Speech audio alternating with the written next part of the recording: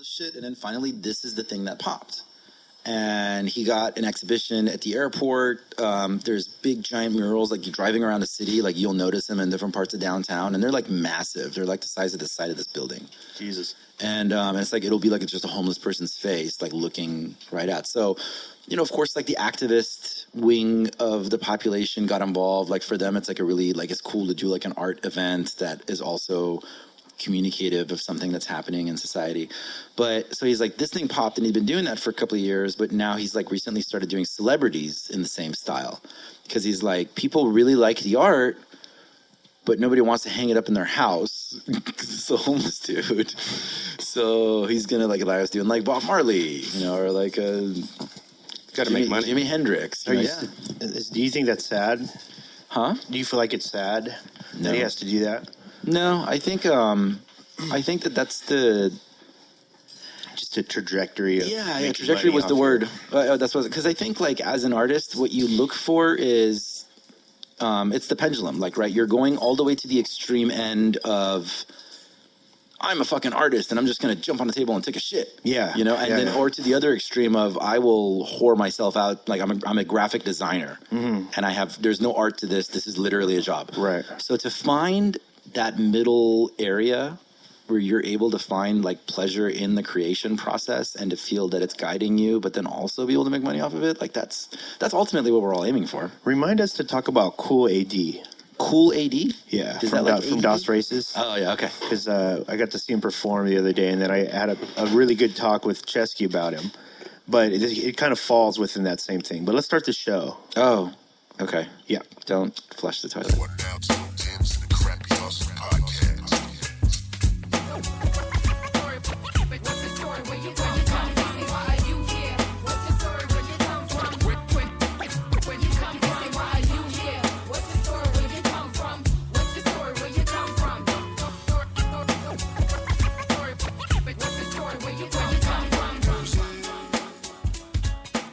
Welcome to another chilly-ass episode of the Crappy Awesome Podcast. For your host, the Diego Brown Project. I'm a little rusty. You're rusty. I don't know even what chilly-ass means.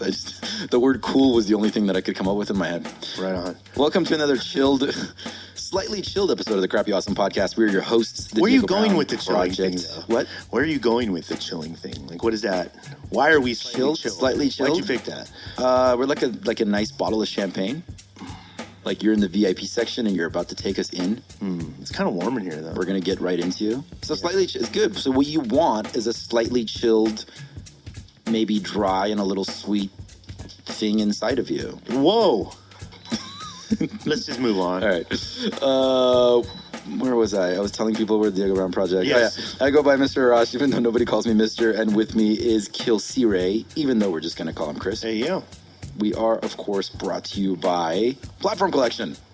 Forgot what that was for a second. Yeah. PlatformCollection.com is your home base on the interwebs for a ridiculous amount of independent hip-hop and music and art content. You can spend a lot of time there exploring music videos and essays and behind-the-scenes shit and bars and podcasts. And while you're there, make sure you check out our sibling podcasts. There is, of course, Culture Sessions hosted by Mel Thion Archive, produced by Spark Beats. Spark Beats. Oh, see? I was ready. Were you? Yeah. You had to pick up the mic. That's all right, man. The 2Mex Hologram Podcast, going long and strong and thick. And limping into the sunset. Limping right into it. Proof of Life Radio. Uh-huh. And Status Escalate, two different podcasts, both hosted by the same dickhead. Oh, Golly. Okay. There you go. All right. Shots fired. Yeah. I feel like I should make fun of him. Okay. Like from now on, that should be the intro. We're into that. I can't deny or confirm that I'm with it. Yeah. I'm not objecting. Yeah. I think you'll be amused by it, but you don't want to be associated with it. Sure. Okay. Yeah. Cool. Because like we and then and on top of that, I support you in whatever you do. Oh, that's you know really that's really sweet of you. Yeah. Because we fuck with Cookbook on pretty much every episode. We haven't in a while though. You're right. I feel like he's gone through his. Has he been hazed enough? Yeah, he's been hazed. Speaking of Cookbook, of course, he hosts. Really though. with Cookbook of Yeah. LA Symphony. And stereotypes on the radio. Oh, on the Just wanted radio. to point that out real quick. I gotta update He's my killing list. it. He's killing it though. There's so many shows. He's doing so well. So many shows. Yeah. Orchestrated, hosted by Noah James and Lisa J. Yes. And of course, the Ghetto Blaster podcast, hosted by Ricochet. Only. Yes. Yes. And nobody else. Are there any other shows? There's a couple that are in the works. Culture sessions. You already we said got- that. we got that. You said that. It's always the first one. Yeah, it's always the first one. Oh, nope. No. Oh, Life on the Road. With Life on the 60s. Road with 60 Yeah, East. Yeah. There we go. He's back. I got mixed up when I was making fun of Kali. Yeah. Because you got so excited about Yeah. it. Yeah. You're like, cool. She was supposed to have me on Status Escalate. Just got over it, I feel like. I don't know. Yeah. What's that all about? I don't know. Jealousy? Yeah, obviously. Okay. While you're there, make sure you check out 2Mex Hologram Radio. That's like an entire other universe of content to explore. There's all kinds of shows and music, and I mean that's like literally like another dimension of Yeah. experiences that you can have in addition to platformcollection.com, Yeah. which you can access through the portal at platformcollection.com. Yes. The platform of preference for it is TuneIn Radio. So Yes. Go to TuneIn Radio. Yeah, Listen there to you it. go. Shout Take out us with you. There you go. We're make sure to follow us on Instagram at Platform Collection. That is one word, all spelled out, and on Twitter at Platform Collect No. with no shun. Shout out Tor Project, open source privacy platform. That's where you can go send dick pics without the man Looking knowing at about your them. dick. Yeah. I mean, I don't think the man really does care about your dick, but if they did, We don't know about that, man. you think so? Yeah. He might be all about the dick pics. All about the man's all about the dick. Yeah. All right. You Some can of us have are it. all about the bass. Yeah. I can dig it. And of course, unrelated to all of these networks, Burner Podcast, that's hosted by yours truly. That is over at burnerpodcast.com. That is the flagship show of a growing network of content about Burning Man and Burning Man culture. Yes. All right. Tell them about Stitcher and iTunes and all that. Yeah, if you're listening to this on Stitcher, iTunes, TuneIn Radio, or Spreaker, go over to platformcollection.com. You can check out every episode, all the way back to episode 0. We're quickly reaching episode 300. I think we were on, I think this is 295. I think we're like 5 away From 300? from Are 300. we going to do a thing for 300? Yeah, we'll probably high five and Remember go the eat some Zanku 100, chicken. we're like, we're going to do a live episode. For Yeah. 200, we're like, we're going to do a live band and broadcast and satellite everything. Mm-hmm. And then episode 300, yeah, fuck it. Let's just go eat some Zangu chicken. Yeah, that's what I mean. That's the most I can promise. So anything else above that is a win. You know what I mean? So, guys, thank you so much for supporting. If you are tuning into 2Mex Hologram Radio, make sure you check out my show, The Up. It's every Friday and Tuesday at 7:30. We play underground music for you to turn up to as an alternative to the Gaga. What? Really? Yeah. Is the caca the other thing that we You know what it is. That FM radio feeds them all day. Oh, okay. I thought people were just like in the caca. No, well, an alternative to that too. Yeah.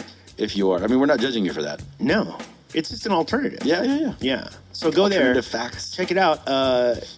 My co-host, Hip Hop Eddie. We're radio personalities. Yeah, he's all over it. So, and people keep sending him music because now you have to send music to Eddie to get it on the show. Yeah. And I don't know if he's happy that he took that job after all, because now he has to go through a bunch of music every day. It's like, I don't understand. These people keep talking over the music. Eddie, they're rapping. Hip hop. Yo, we got Max Carnage in the house today. Man. Hey, thank you for having me on 295. 295, I believe it is. Yeah. It's a nice round number for you to be on. Yes. I feel like it feels more special than if you were just like on 297. I think so. Yeah, it doesn't feel like special. I started off hardcore, spinning on cardboard. Now I'm like Count Dooku in Star Wars, a motherfucking Dark Lord, evil as Darth Maul. Each not the the fucking size of a golf ball, ironically so, because I'm on par 4. History don't slam my car door. I'm cuter than Shamar Moore, my brain's been charbroiled. What the fuck I gotta light a cigar for? I'm cooler than all of that stuff you've been Googling. A student of the street, I ain't never needed tutoring. I'm a classic man, but somewhat a hooligan. Kick the young chick out, let her cougar in. Tell her a story like I'm Slick Rick the ruler in. Laugh cause it's humor in what my words do to them. See, I'm telepathic, I get in their head, I make them strip down naked, then get in I'm the like Lee bed. Harvey Oswald, I warn all my presidents dead. And I'm wondering how much time I'ma get in the feds if I keep knocking bricks off. Smoke till my lungs burst, heat busting clips off. You know that I'm from Jersey. Any moment, the task force will roll. Anybody try to play me, I ask for his soul. Like the crypt keeper, smoking piff reefer. Raphael laid up with a thick diva. Get a pussy moist off a bottle of Majoyska. After I destroy her, totally avoid her. I'm rattling kids with bars that are cataclysmic. Can't track it or mix it, it'll shatter existence. Ain't nothing radder than this shit.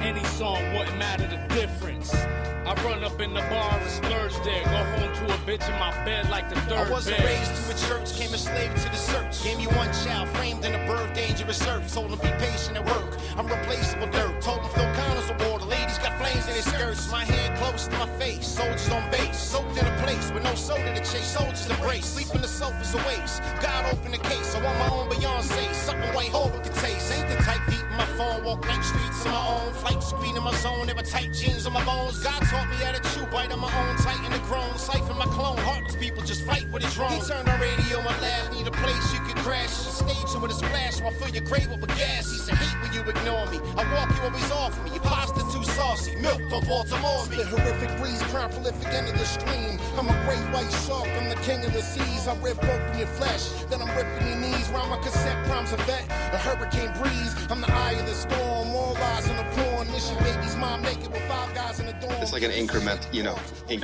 90, 295, I feel 300. like we've pre-insulted whoever our guest is going to be for I was today. just thinking about that too. I was Yeah. like, we might want to just do that one on our own. We can. Yeah, dude. Let's start with the beginning for you. This is the first time you've been on the show. This is the first time. Although you know almost everybody we've had on the show in some way or another, Pretty much. and they all know you. So would you define yourself as a producer, artist? How do you define yourself? I guess an artist is the best way to put Yeah. it. So Okay. trying to kind of escape the pigeonhole there and, Yeah. you know. So it's production was your entry. Was that your entry into music? No, actually, when I got started, rapping was like what I did. Yeah. And then I kind of moved back to production, and then kind of production just took off. So talk about your first steps into music. Like, did you come from a musical household? My mom was really big on the arts and stuff like that when Yeah. I was a kid, you know, piano and guitar and stuff like that. And I started playing with bands, started playing with friends really like 3rd, 4th grade. Okay. And then kind of just, you know, started taking off about 15, 16. I think we got a rehearsal space in Miramar. Yeah. Back when the scene used to own all that stuff over there. Yeah. So, yeah. And then, So was mom, you'd say she's encouraging of it? Totally. Yeah. Yeah. She was with it. You're like, I want to be in a band. She's like, cool. Yeah. I'm like, all right. What about your dad? It's important for me to have money as well, so. Yeah. But I mean, both my parents are very supportive of it, I guess. Yeah, They- yeah. they Tell don't us more really- about this money thing. What is this thing you see? What is this you see? I don't know. They have all these seminars on TV, and I think there's like a guy called Tony Robbins or something, and Yeah. he's supposed to tell you how to make money. And then there's some dad who's like really rich, and then there's like a dad who's poor. That's racist. Yeah, I don't know why. Yeah. I 'Cause heard the poor about one's that. obviously not white. Yeah. And I guess it has nothing to do with parenting, too, that book. No, it has nothing to do with that. You know, it escapes me. Okay, so you said you're in bands like 3rd and 4th grade, just kind of playing around. What were you playing? Guitar. In what kind of music?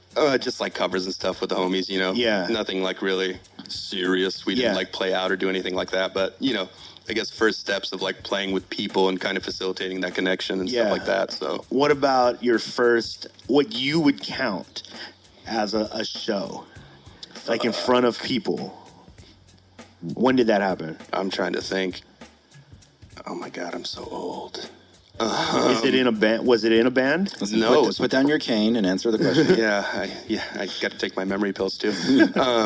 It was probably not till I was about 22. Okay. So there was a big gap. Yeah, there was a big gap. Okay, so what were you doing musically during those times? Like, say, let's take high school, early years of high school. Where were you at musically? Mostly just playing bands like metal and shit like that. Yeah, yeah. Were you playing it more because you liked the experience, or because you were like, oh, this could be something? Oh, a little Like, bit of did you both. think every band could possibly, quote unquote, make it? It was a little different because I guess through proxy we knew a lot of people within that scene that had Yeah. been very successful and stuff like that, and they had ins and all Yeah, that yeah, shit. yeah. But we never really got our shit together because we smoked way too much weed. Yeah, yeah. And then, yeah, man, just like I think 18, 19, my best friend that was a drummer for my band, he died. Wow. So How? It's a mystery. A mystery. He was missing for like 72 days or something like that. And then they found him.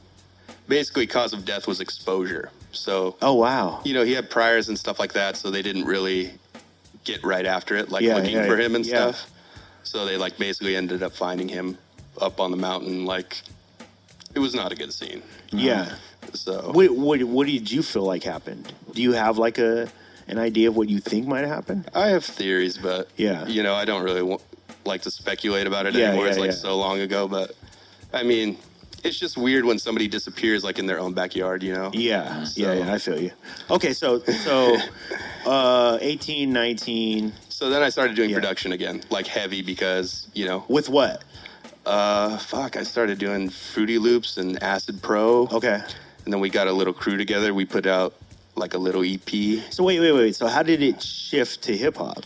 If you were mostly in bands. Well, it was both, I guess like from day one, it's always been like Cypress Hill and like Bad Religion. Right. So it's like skateboarding and all that other shit. Yeah, It's yeah, kind of yeah. like, I don't know. all together. Yeah, it was just like I guess the first steps in becoming like a bad kid Yeah. was like fucking like punk rock and like hip hop, Yeah. So I remember like going to Kobe's and stuff and getting like Cypress Hill, but then like getting Aerosmith or like Red Hot Chili Yeah. Peppers or some shit like So that. the production part was that, like, how was that option? How did that option come into your life? Where you were like, So this dude that we knew when I think my senior year, I was like 17.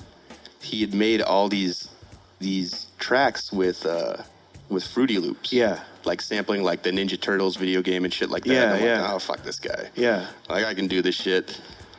And then when you really come to realize is that it takes a while to kind of break into it Yeah, and yeah, learn yeah. how to do things and space your drums and not be going like a million miles a minute. yeah. And then when I was like 18, since I had all this shit already on my computer, I remember I came home from work one day and my homies were there and they were trying to record. And I'm like, you guys are fucking terrible, bro. So, yeah, I ended up getting up and we did a track. And then, slowly but surely we integrated a couple other homies and we put out an album and shit. And yeah, it was dope. Wow. Yeah. And at that time, are you still rapping? Are you just production? No, it was pretty much on that first record. It was all just rapping. Yeah. The And- homie had put together beats and scoured the internet back Yeah. in the old LA to the Bay message boards. Yeah. Shout out to D-Ski. Shout Yeah. out to D-Ski. Yeah. Yeah. So, yeah, predominantly most of those beats were from other people that he had met through the internet, which we didn't know at the time. Right, We thought right. he had put them all together. Yeah. But, yeah, so that's how that came about. And, yeah. Okay, so how do you move from, like, what's the decision? I mean, at some point you said, I'm not going to rap as much right now. I'm going to shift to just making music. What sparked that? I mean, that's really just been the last couple years. Yeah. Like, the production seems to have been going a lot better for me personally. Yeah.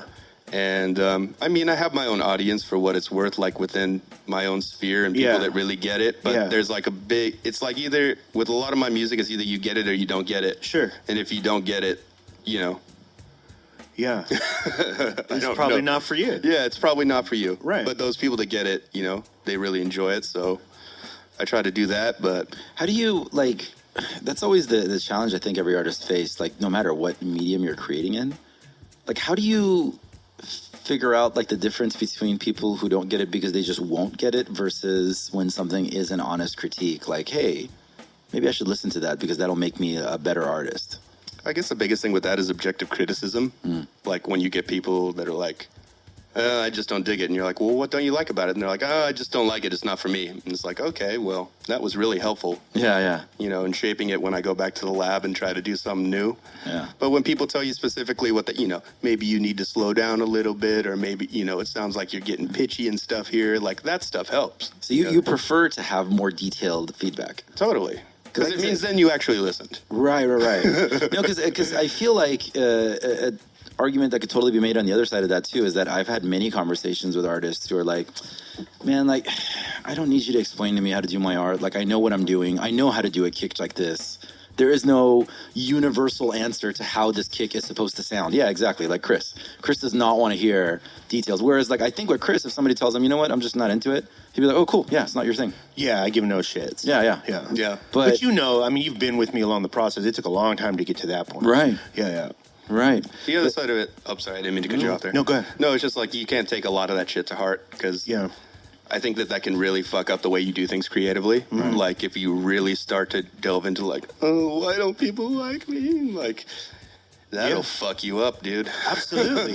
It's this is what we were going to talk about at the beginning, and this fits in perfect to this. Cool AD, you were there. I ran into Mr. Carnage there as well. First person I saw at the show the other day was Senor Carnage, as he's known in Latin America. In some parts of Latin. But so Cool AD, this is the best way I could describe it, right? And there was this beautiful moment too, because me and Eddie are watching Cool AD. He's on stage, and the basics of what he's doing is playing instrumentals that he likes, and he's freestyling over it. Okay, for like his entire show. And sounds exhausting. Oh, it looked exhausting. Yeah, it looked exhausting. Props to. He looks like he's in great shape though, but skinny as fuck. So I'm watching it and I'm trying to stop myself from like trying to put this into a category, right? Because I want to take it in as openly as possible. And at the end of it, like the gist of it for me was like, okay, like this is viable entertainment. Because what you're watching is someone who's mastered the ability to put his energy out unfiltered, period. Like there's no compromise. He's doing anything he wants to do. Yeah.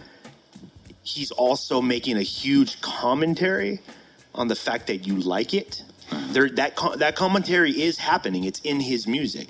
There's almost a Man Over the Moon. Who was that dude?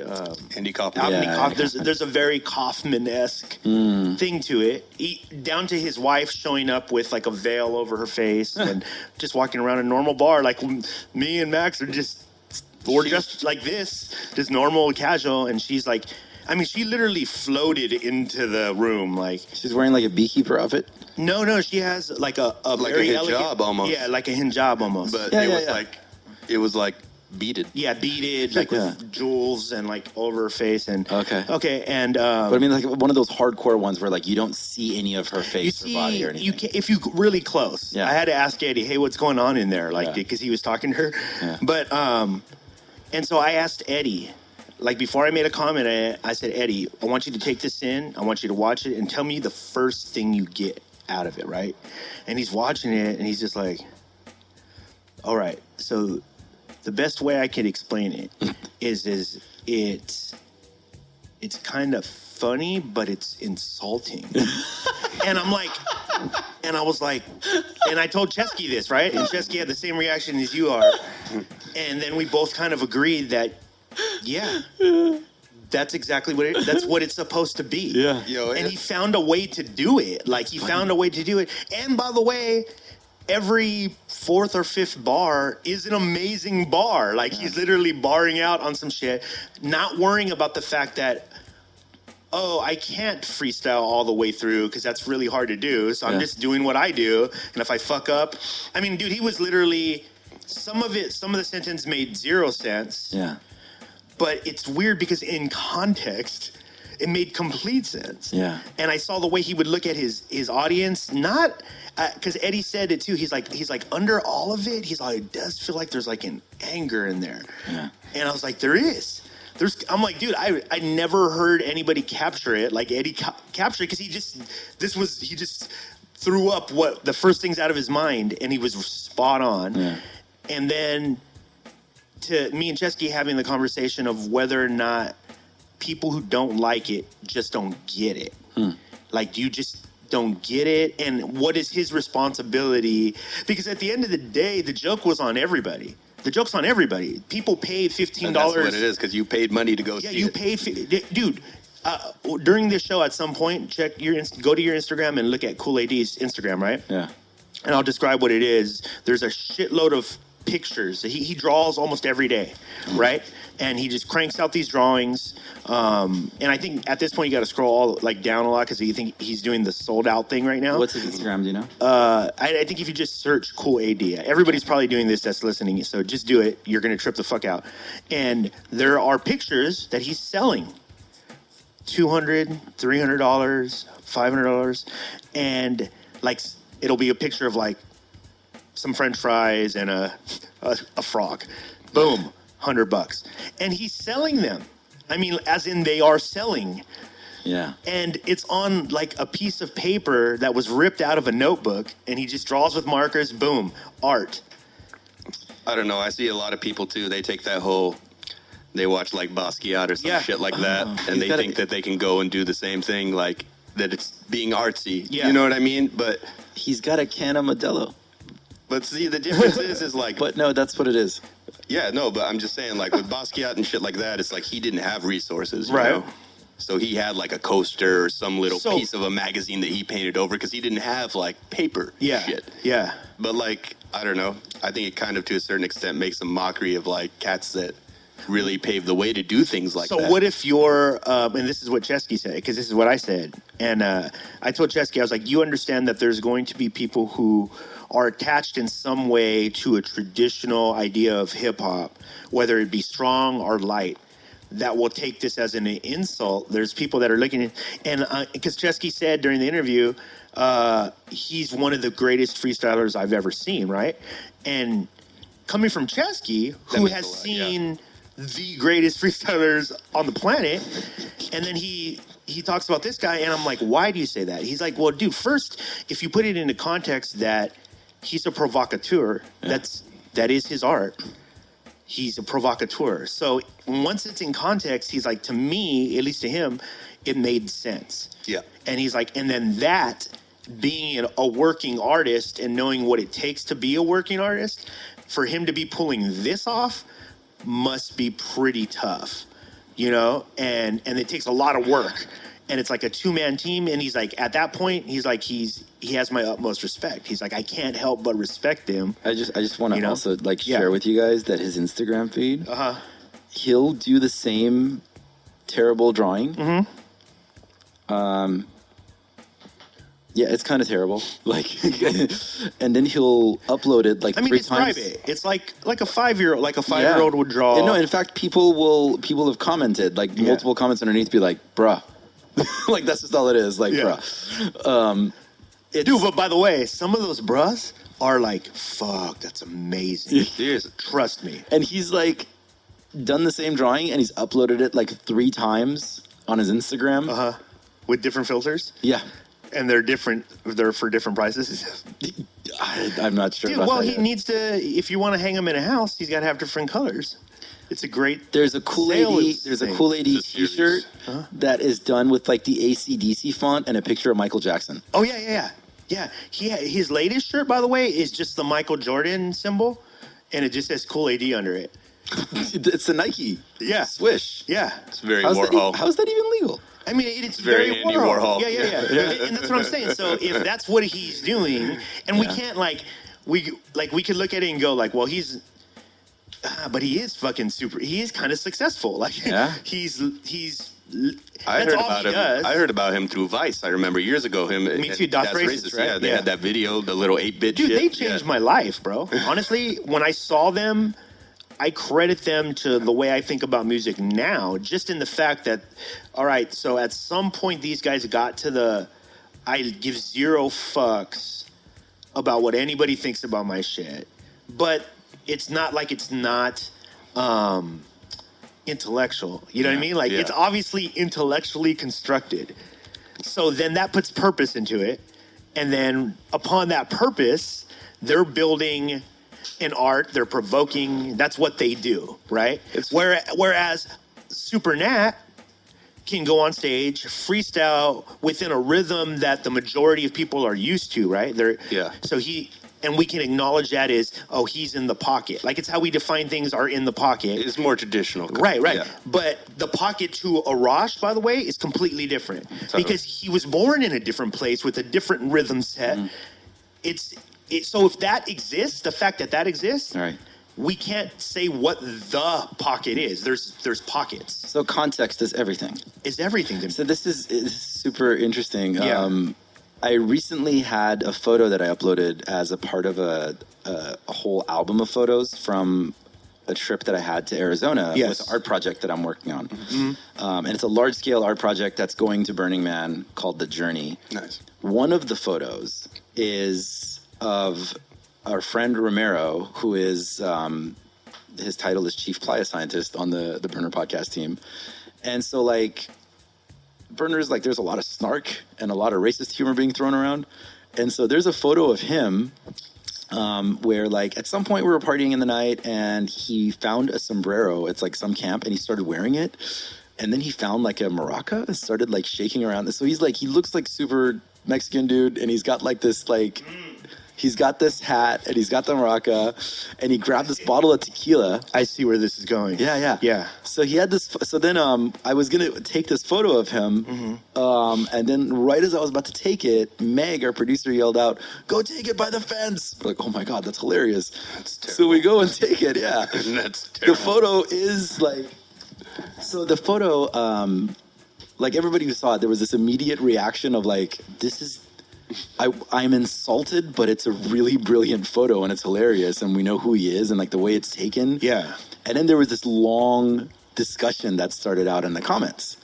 And that's like, again, like one of the people that was commenting on it was like feeling like very strong feelings about it. Like what was his stance? He, I think his dad is Mexican, and he is a very like more social justice active kind of person. And so he was connecting in his head that you're making fun of like people being actually killed in the desert trying to get here. Mm-hmm. And it was a border crosser joke. Mm-hmm. So I watched the interactions in the back and forth, and then his point, because at first he was saying like, I'm laughing, I cannot stop laughing, but I'm also like deeply offended. Yeah, I'm offended by this. He's like, because it's like brilliant. He's like, listen, Arash, I appreciate your art, but now knowing the context of this and like how the photo came to be, it's insulting. If it was like part of a series of photos where you were creating caricatures, mm-hmm. I would say like, this is fucking brilliant, but because of the context, it's insulting. Yeah. I deleted it, by the way. What did you come to? My thought has always been, this is what we've always, because, you know, we've had the same discussion about the N-word on this show. Mm-hmm. Any kind of art that you create, I always ask people, like, are you ready to fight for this? Mm. If you're not ready to fight for it, then put it away. Yeah. It's not worth it. And so it probably sucks, by the way. Yeah. The thing is, like, my general art is not that. That's not what I create. Yeah. I tend to create pretty colors and deep connections into people's souls, and, you know, looking at that's what you're trying to do. That's what I naturally do. Yeah. I've wanted to create grittier art, but it's just not what I do. Yeah. What I create tends to be things that are more connected to the softer side of people. And so this thing was not a part of my natural rhythm. It was a standout. It was the context of it wasn't the same. Yeah. And yeah, I thought about it for a second. I'm like, I fully disagree with you because it's adorable that you guys living here think you understand cultural reappropriation. I'm Middle Eastern. Like I've had a lot of it.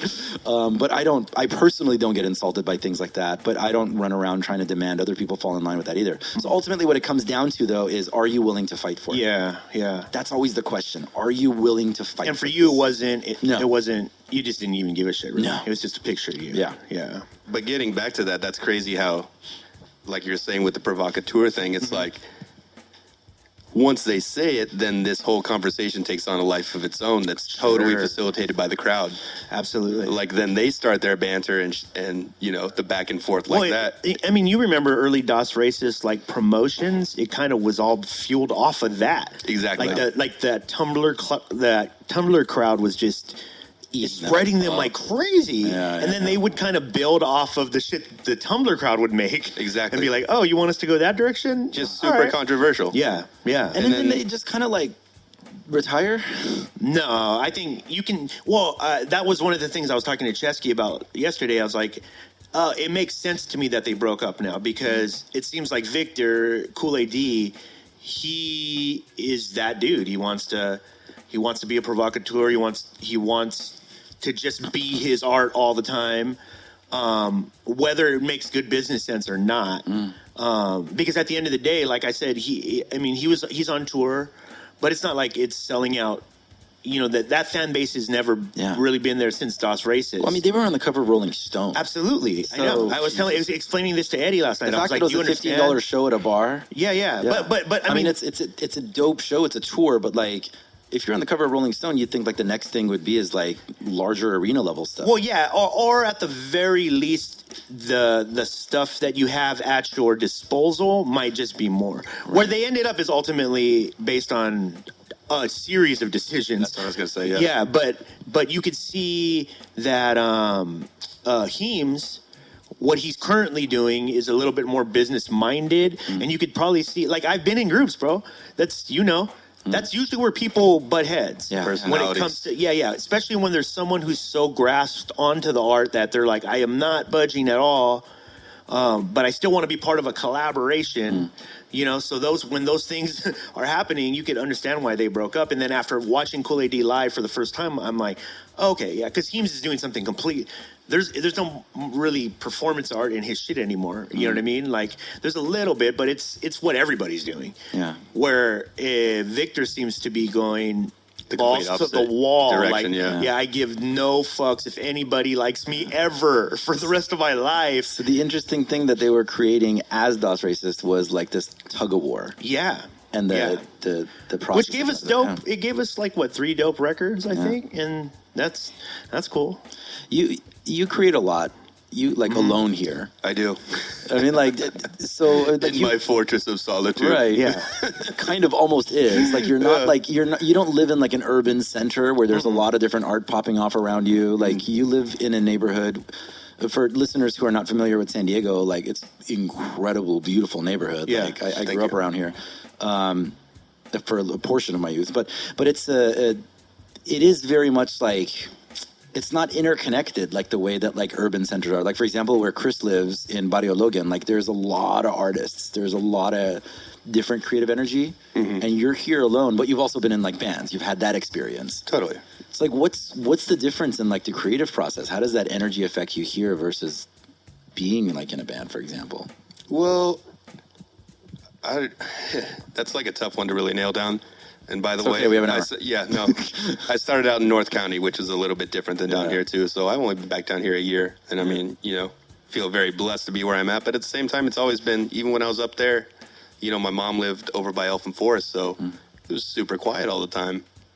And so you kind of just get inside your head and read a lot and watch a lot of movies and stuff. And do you like the tug of war that happens with other creative people? What do you mean? Like the back and forth, the energy bouncing that you do in order to create something new, something that's not completely yours or completely theirs, but it's a new thing. Yeah, do you like the collaboration? I do love to collaborate. Yeah. My latest endeavor is actually another album in which it's all just going to be features, me doing the production. Yeah. And it's always weird how that works out too, because like, for instance, I had Acrobatic come through here, and I picked out, I went ahead and kind of revisited everything and listened to a lot of stuff that he had done and tried to, really figure some stuff out that was going to sit well with him. Yeah. And he ends up picking the beats that like is the least likely of all the beats that I have that I thought he was going to pick. Yeah. Granted, he killed it, but at the same time, it was a bit of a departure. And, Cadillac Ron, rest in peace. But I shot him a beat years ago, and we had actually had, a long conversation about it because a lot of it was based on this T.C. Boyle story that I read called Greasy Lake years ago. And these kids end up, they think they're riding up on their homie, and it turns out to be some other dude. So they fucking, love tap his bumper. Dude gets out of the car and breaks out all the windows of the car.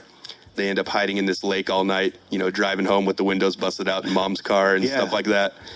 But, and he kind of integrated that, and he's like, you really made me step outside of the way that I generally do things, which was like cool because it was a departure, and it made me reach for something as an artist that I'm not used to. Yeah. And that just has kind of more often than not seemed to be the case. Yeah, the practice here. Yeah. That like cats get beats and they're like, dude, I love this, but it's not like stuff I generally do. Yeah. That's good though. Which I don't. That I'm is like, the process, though. yeah, totally. Yeah.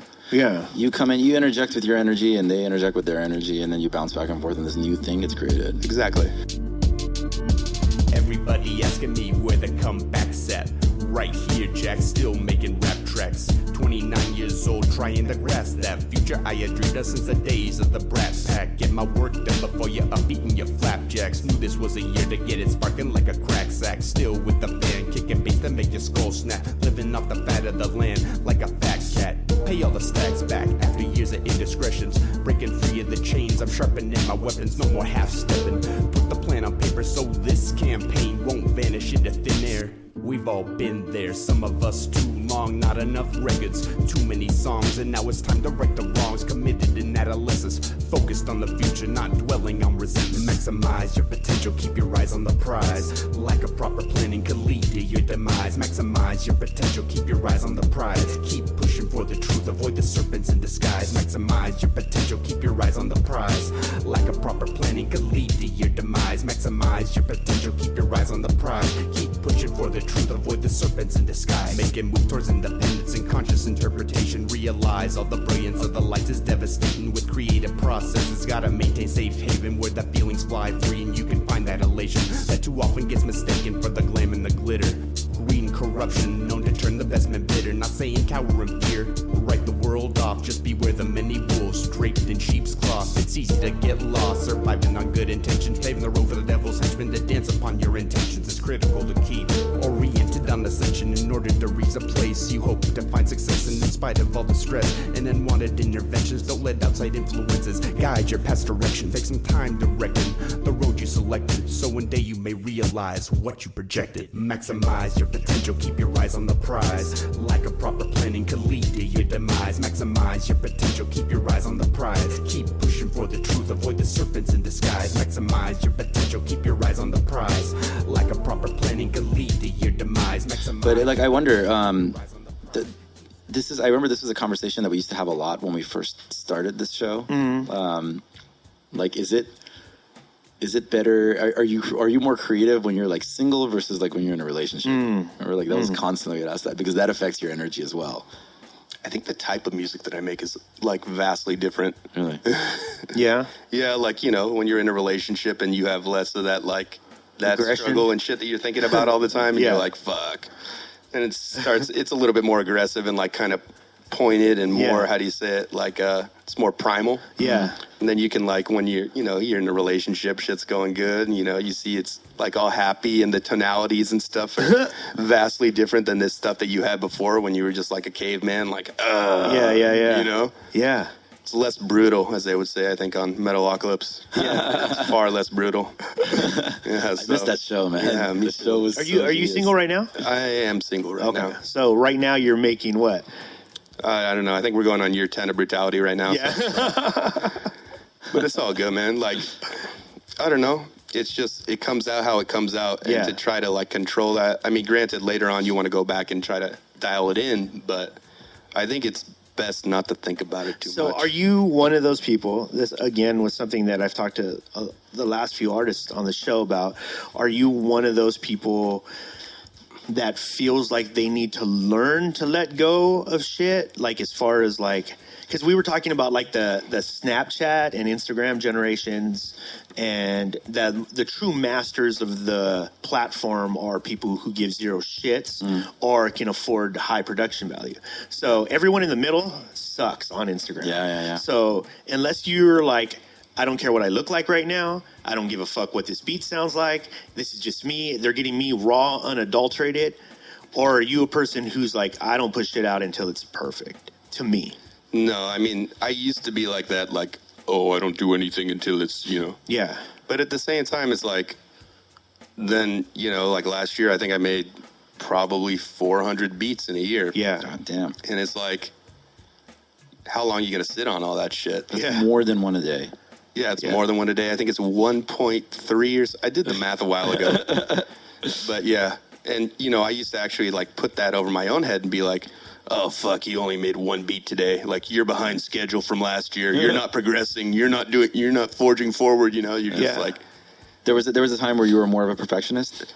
I wouldn't say perfectionist so much as like a slave to routine and just the thinking that if I'm not doing something to get ahead, like be it mostly creative stuff, Right. that I was falling behind, which, unfortunately in this day and age, a lot more of it is being a business person. Sure. As well as, being a creative person. And How do you feel, where do you feel that you occupy within that in that arena, people who have the understanding of, because you obviously, by stating it, you do understand that there's a big business side to that.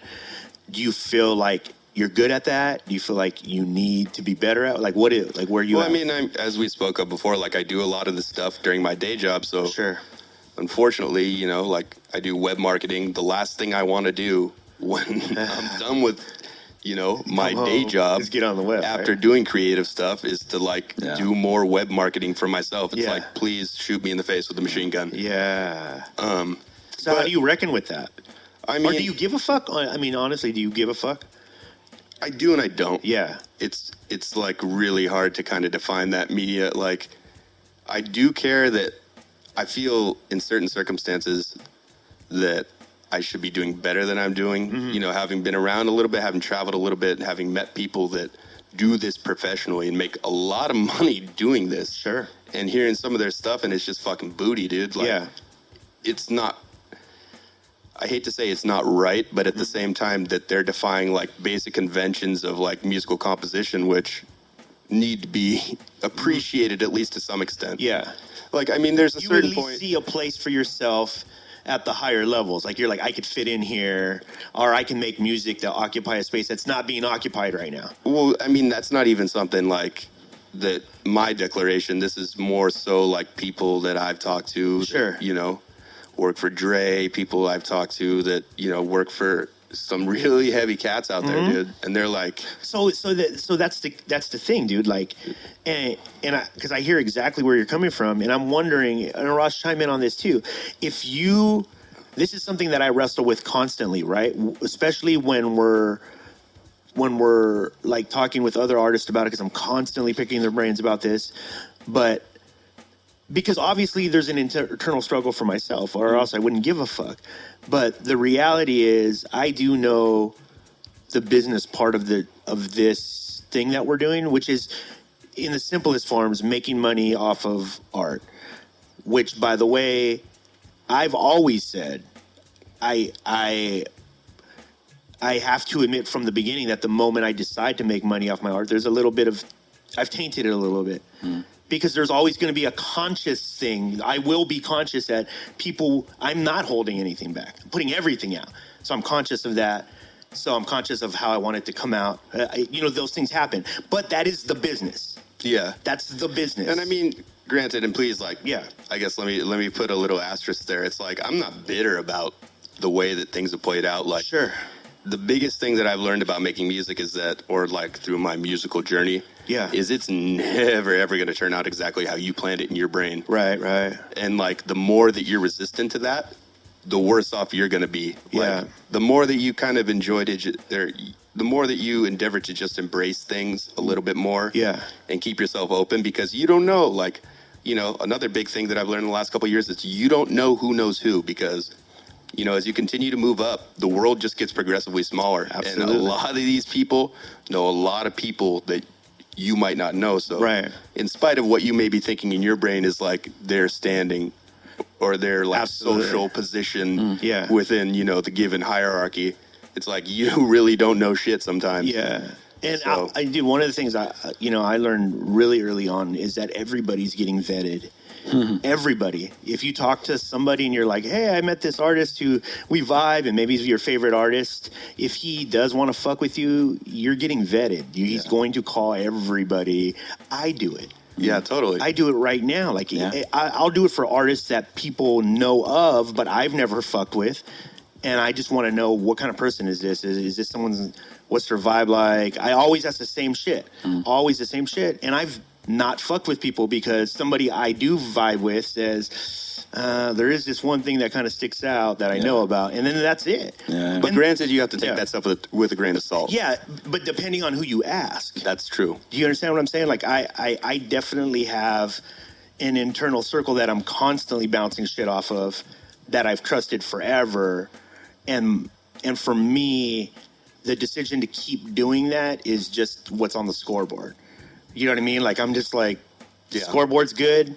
Yeah. We're in the right direction. These people seem to at least know they respect what I'm doing and they respect what I want to do, and they can tell me whether or not the person I'm about to fuck with will do the same. Well, I mean, the other thing you have to really base it on, it's like, basic communication stuff they teach you in college. It's like the frequency. Yeah. So how many times has this other person that's giving you that analysis, how many times did they meet them? Did they meet this guy on a bad one? Did they meet this guy when he was like heavily using drugs? Like, because it could be, Oh, dude, I complete polar just had one opposite like from- that the other day, and that's the cool thing. I mean, Arash has told me, like, I haven't heard good things about the person, but mind you, I've met him, and he seemed cool to me. So as long as I'm getting those honest answers from the people around me, I at least know that I fall into a safe zone. Right. You know what I mean? I generally I generally will watch how they're interacting and treating people. Yeah. Totally. A lot more than how they're treating me, because especially like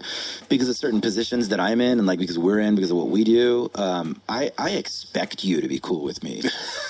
Like, it'd be like, just, I mean, if you're not cool with me, then you're just, maybe not very good at playing chess too. Like, but if you're cool with me, like, I expect you to try to be cool with me, because there's things that I can do for you. I've already experienced that multiple times. But if you're not treating this person well, and not treating this person well, you have this kind of a history. Those Especially are all people things they that I have watch. no need to treat well. Like, Right. you know what I mean? Like, technically, other than they're just a good person. Like, they tell, like, a smart dad will tell their daughter, like, don't watch how he treats you, because he's trying to fuck you. Right. Watch how he is with the waiter. Yeah. That's what I mean. I remember my ex, my most recent, but my first girlfriend. She told me that her dad always told her, watch how a man drives. Yeah. So that was how she decided that I was going to be somebody that she could trust. She watched how I drove. She's You like, could "You tell cut whether or people not off?" somebody's even-tempered by the way they drive. Yeah, That's true. Yeah. It's pretty undeniable. yeah. And But there's so wait. So where do you stand, Arash, on the marketing of all? I mean, because I know you've been good with it from the jump, but I'm talking about what it's evolving into. Like, are you feeling overwhelmed? We had a little bit of a talk about this, but I thought it'd be great for the listeners. Like, are you feeling overwhelmed that there are so many things that you logically know, like, I should be doing A, B, C, and D, right. but it is overwhelming? And, It is, absolutely. I can tell you this. I'm 35 now, and I've finally come to this place where the big lesson that I've gotten out of life is that you are going to speak to 50 people and get 50 different pieces of advice. Yeah, I won't say 50. I'm going to say you're going to get 20 different pieces of advice. Sure. Because there's different schools of thought. There's different things that people jump into. I believe that the world is big enough, and there are enough experiences, and there are 7 billion people on the planet, plus, that it's okay for you to choose your path, and no path is going to be 100% correct or 100% incorrect. Right. You have to find the thing that you can do and stick to for the long term and triple down on that. It's true. And so, like, for example, I tried my hand at Snapchat for a while, and I was pretty successful at it. Oh, yeah. There was a good reaction to my Yeah. Snapchat, but I didn't like what it did to my general day-to-day energy. Like, constantly having to think about whipping out my phone and Snapchatting shit. Yeah. Like, that drains me. And then I saw, like, you know what? I'm getting more reaction on Facebook than I am on Instagram. So I'm going to double down on Facebook rather than trying to also catch up with Instagram. Because you're more of a writer, so Right. it makes sense that Facebook would. So Joe was. right. And so for every like Gary Vaynerchuk, am I saying his name right? Yeah, that's who I was actually going to bring up. Yeah, for every Gary V who tells you that you are fucking up if you are not on every single social media channel hard, there is a Seth Godin who only has a blog. Yeah. And has never even gotten on Twitter and is, if not at equal footing, bigger than Gary Vee. Because Way he's bigger. stuck. He's stuck one with of the blog. biggest guys in SEO that ever was. Yeah. We have an expert in the room. Yeah. So Gary Vee, for example, like that works for his energy because that guy is like naturally on cocaine. Right. Well, he's not on that's where cocaine. he wants to be. Yeah, that's the energy that he's into. And who he's selling it to, though. Yeah, too, yeah. right? I think that at the end of the day, what energy you put into, at least from what I've seen, the energy you put into your social media needs to be on par with the energy that you're putting into your art. Right. And Totally. And so that's fine if you're like a Chesky. Like Chesky was saying, I'm a road warrior. This is what I'm going to do for as long as I can do it. He's just finished 30 days, takes off to Prague for another 30 days by himself. Right. That takes a certain type of person. That's not the route to success in hip hop because there's a shitload of routes. And we know people who occupy each one of them. True. I know dudes who just show up every Saturday and DJ once a month or twice a month, and they've made a living off of that, and that's all they do, and they're paid. Which, by the way, Yeah. this is fucking great. Uh-huh. Because if you like blondes and I like brunettes and you like redheads, we're Right. all good. Yeah. We're all good. Plenty Like, of we're not fish. going to all fight over the same brunette. Exactly. Yeah, and I think where the discussion, especially in art, 'cause I like brunettes, by the way. okay, cool. Is that people are defining what people want, like as goals, like what you should want. Right. You know what I mean? Because this is when those categories like Seth Godin and Gary Vee, where when you can start categorizing them and then knowing that within their category, they're probably right. Right. Within that category, they're probably right. They're definitely right. My biggest grievance, though, Yeah. is that when you're marketing, when people start evaluating your marketing as being commensurate of how much you're progressing as an artist.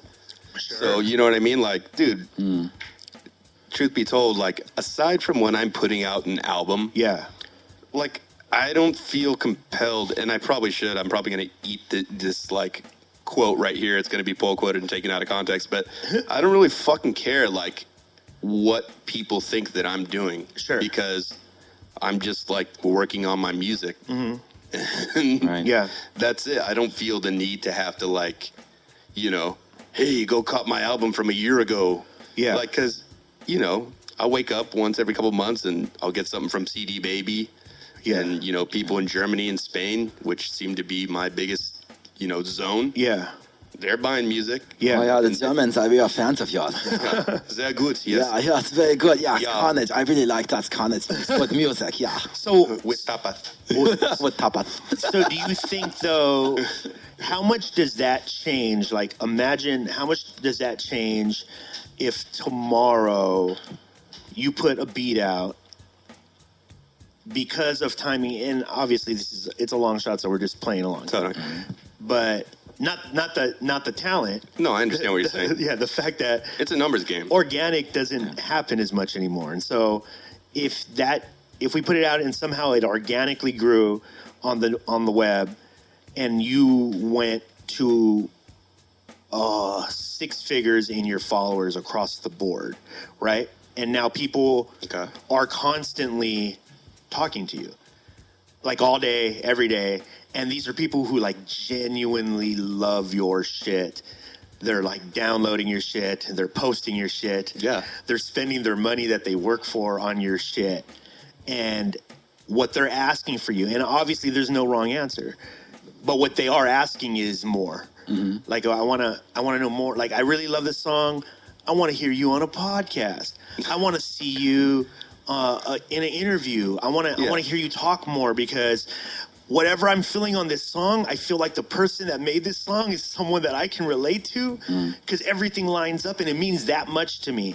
So now, do you feel a responsibility at that point? Do you go like, or nah, man, look, I'm just fucking making music. Whatever you guys think is up to you.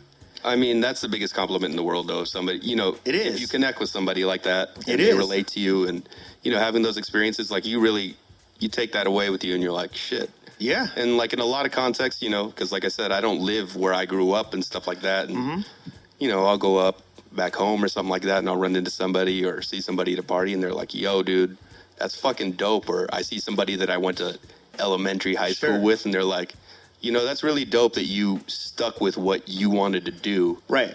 Like in spite of it. And I mean, granted, I've had opportunities and I've had, opportunities to work with people and stuff like that if I had given up, naturally they wouldn't have presented themselves like that. Right. But I don't know. But I mean, but that's what I'm saying though. So times that by 100,000, and now everywhere you go, somebody's like, "Yo, man, that shit was super dope. Yo, man, Arash, it helped me through. I listened to your podcast and it helped me through a suicide," or and now you're just having to filter a constant energy pool and push from the world, essentially, a chunk of the world, right? In retrospect, a very small chunk, but it's over 100,000 active followers. That is life-changing if you choose to engage them. Yeah. If you choose to engage them other than just putting your music out whenever you want to put it out. What do you mean by engage them? I'm saying engage them in the way that they're asking you to. And that could be... Yeah. That's what I'm saying. That's a very slippery slope. Absolutely. Absolutely. But you see these people dealing with it on a day-to-day basis. There's whole companies that do this for people now because that's what it takes. Well, the other side of it too is that they don't want them to get too emotionally attached to it. Yeah. Because that's going to fuck with their brain in the way that they, they're doing what they do. Yeah. A smart manager, a smart agent, a smart production company knows that they need to keep their artist comfortable. Because if you're fucking with the artist and forcing them to get on social media and they don't want to, now you're fucking with your own money. Yeah. I mean, that's what a manager's job is, basically. Mm-hmm. And I think a lot of people misconstrue that. It's not really getting gigs. It's making sure that you're okay to do what you do. Yeah. And you don't get throttled by a lot of other people's headspace because, there's no disrespect to anybody, but there's a lot of people out there who basically exist to try and throw salt in what you do because they don't have anything of their own to really invest in. But totally. I'd say that's most people rather than to throw salt in your game? Yeah, I think it's most people's inclination to mirror themselves to you. Well, granted, that's a generational when you're talking about thing. anything. That's a generational thing, though, I think, and thankfully, they had those memes. And what's funny is that I reference that and what I'm about to say, but it's I came from the last generation of people. I used to skateboard with a Walkman. Yeah. Most kids don't know what it's like to have that or not have a cell phone. Yeah. Right. Or, to come home just when you come home, your parents aren't. We used to use 1-800-COLLECT. Mom, I'm at the movies. Come pick me up. Yeah, sure. And she's like, yep. Sure. And you get that free call. You know what I mean? But kids these days, they'll never understand things like that. Yeah, you know why? Because they made better shit. Yeah. Do you see what I'm saying? And it's You're saying no, technology-wise, they made better. Yeah, shit. I'm just saying your experience, for you to not I'm not saying you, in general, for people to make that experience more than themselves is a flaw. It's because it isn't more than it's not more than It's yourself. super egotistical. It absolutely it is, but that it exists I believe it's at the center of humanity. All humans, It's all about tend to mirror themselves, no matter what. Arash has said it many times on this show. Whether you're doing charity or robbing somebody, it's a direct reflection on what you trying to feel good about you. So even if you're doing charity, you cannot erase the feeling of patting your ego on the back. You can't. It's just inherent. Yeah. It's what you're going to do. It's a matter of what's giving you the serotonin boost. Absolutely. So ideally, you get serotonin from doing good shit. Yeah, ideally, right? Yeah. And unless you're a cool lady, Yeah. and you found a new way You to get get serotonin from being a provocateur. That's what's funny, though, is Yeah. so the past 4 or 5 times that I've done this, because, I'll clean out the closet and I'll go down to Swami's or something. And I just have 3 trash bags and I'm like, all right, who wants some suits? Yeah. Who wants some t-shirts? And the last Swami's the brunch place? the beach. Oh, the beach, okay. Yeah. Because Which the brunch place is named There's a after. lot of there's a lot of homeless people that Yeah. had tendency to hang out there during the day, but the last couple times I did that? it. I don't know where that is. That's in Cardiff. Yeah. Oh, okay. Interesting. But people were like, "Oh, that's so nice of you to do it," and I'm like, "God damn it!" You know, because I see people do this on social media so much. It's like, I'm gonna give a homeless person a plate of food and some money, and it's Look like, how proud I am why of the myself. fuck do you even like?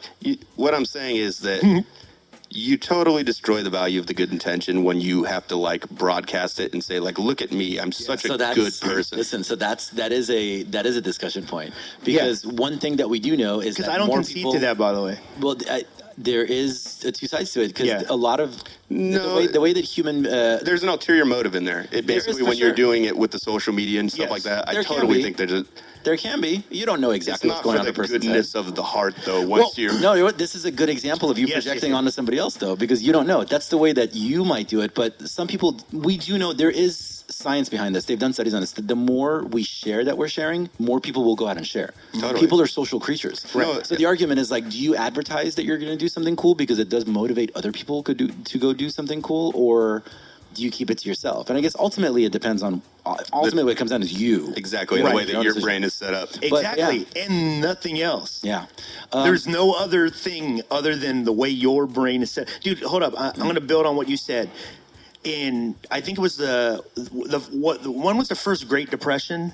1929. Okay, so for the first Great Depression in many cities in the United States, look it fucking up. I've Googled it, look it up. They had to put up signs in certain neighborhoods explaining why it's bad to eat your kids. Yeah. Okay, and so across America, this was happening. So would you say that the essence of like emotions and the heart of people is the same then as it is now? No, and it's not going to be there 10 years from now. Even the way we feel is going to change. What defining people who have heart, that's going to change. And I'm sorry, and just to clarify, you're saying because now communication and technology is at a level where No, they don't have to put up sign in a neighborhood. I'm saying that people were reading that and not jumping out a fucking window. Right.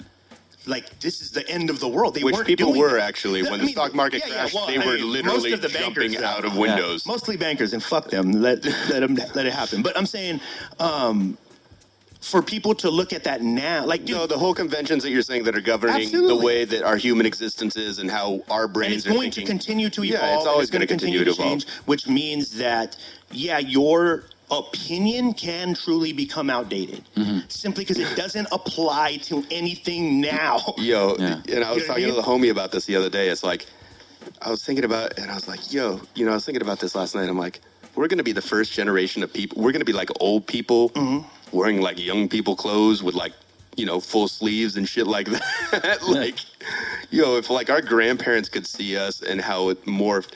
And then he's like, yeah, like, what are kids in the future going to be listening to? I'm like laser sounds, like fucking stormtrooper knows? blasters. Yeah. But you know what I mean? Where are they going to take it from here? But I guess the thing to kind of keep in the back of your head is that it's always going to continue. Like, the snowball is going to continue to roll downhill and get bigger and bigger. And Yeah. On the charity note, what I was going to say is that a few weeks ago, I was driving out of downtown San Diego, and I saw this scene, which in this particular scene, it looked to me like what you were describing. Totally. Like, I could pick up the vibe that it was like this really hot girl with like her boyfriend, right? Yeah. And they're walking around like, and our little Skid Row in downtown. Sure, yeah. And they were like handing out like food and clothes and stuff.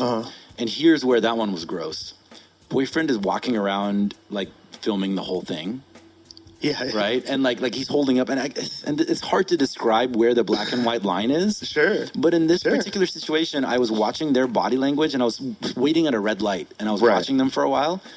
That one looked like exactly what you were describing. Yeah. Like Yeah, that because gross, it made you like, feel gross. Yeah. Because what you're seeing in and this is what I assume that is I think you're seeing what you've defined as the degradation of humanity when you watch this. And can I say, right? so 'Cause it's been defined for you. But I do believe, Yeah. I think that it is good to share that we're Yeah. doing some level of charity. And I felt like maybe in that situation, maybe if like they wrote about it or like they took a photo and then moved on, and then they were focused on the people that they were handing things out to. But they were walking around filming the whole thing. Yeah. But then again, just even having this conversation is making me think like, I don't know what's going on in their head. Yo, let me just say, put a postscript there. It's like, if you're going to do something good, whether or not you put it on social media, if you're going to do something good, fucking do something good. Yeah. We're not saying don't if do you good feel shit. the need to be self-indulgent and do social media videos, that's totally your business. More power to you. God bless you. Yes. But like Max will judge the shit out of you, but you should totally do that. Yeah, but I'll do it silently, and I won't like troll you in your comments and make you sad when you go to bed at night. Yeah. Because he doesn't have a Facebook. Yeah. No, I'm just kidding. He'll take that anger and channel it into a song.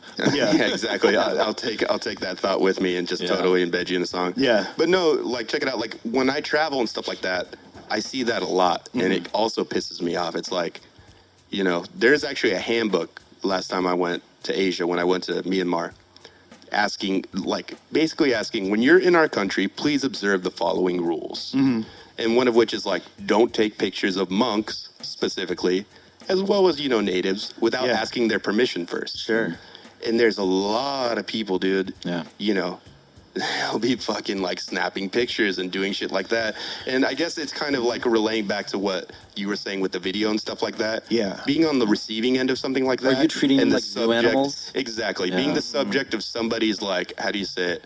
Sociological endeavor. Right. Like, that's fucked, dude. God, who was it? Somebody was telling me this story just the other day, and it was so incredible. It was she was saying that like when she my friend Leah, she got into photography like in college, and at one point she was like on a subway, and there was this mom with like her two kids, and she's kind of like trying to like get them like up on her knees and stuff, and she takes a photo because it was this beautiful image for her, right? Yeah. And she said that the mom looks up at her and says, "I'm not your fucking art." Right on. Shout out to the mom. Yo, and then, so she's like that shattered her desire to take photos for a long time. So she's Sounds like a puss.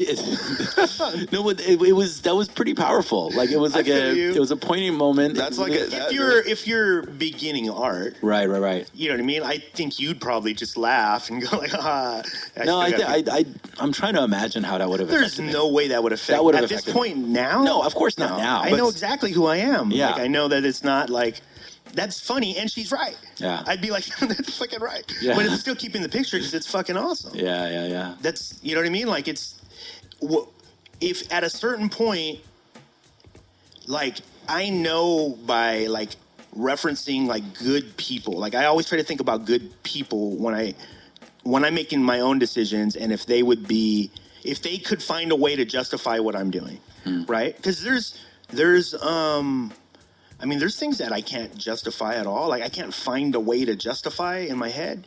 And I know in other countries, some of those things are probably the norm. Right.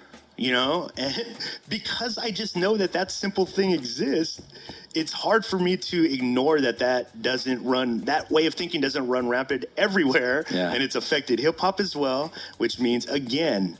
Well, that's why you have to have your own, how do you say it, your own moral structure. Sure. No, not even moral. Like, you have your lines. Your own morality. Yeah, sure. Exactly. That's what it is. It's like, just because you go to Mexico and, like, prostitution, they turn their head the other way.